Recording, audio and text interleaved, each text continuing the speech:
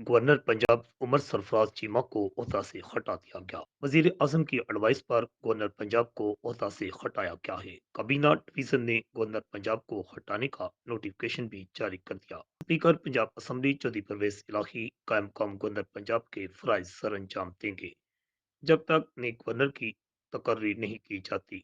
हुकूमती जराये का कहना है कि उमर सरफराज चीमा अब गवर्नर नहीं रहे और न ही उनको सिक्योरिटी दी जा रही है।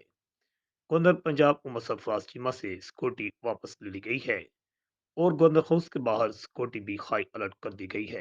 पुलिस की भारी नफरी गवर्नर हाउस के बाहर मौजूद है।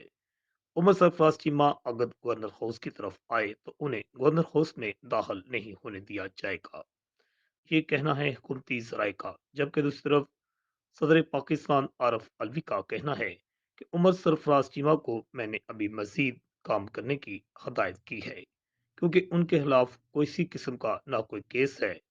इसलिए मैंने हदायत की है कि उमर सरफराज चीमा अभी मजीद गवर्नर रहेंगे।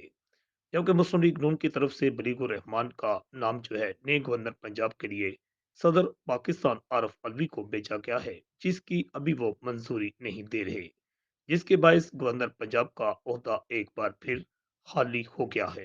Report हिजाज news Lahore.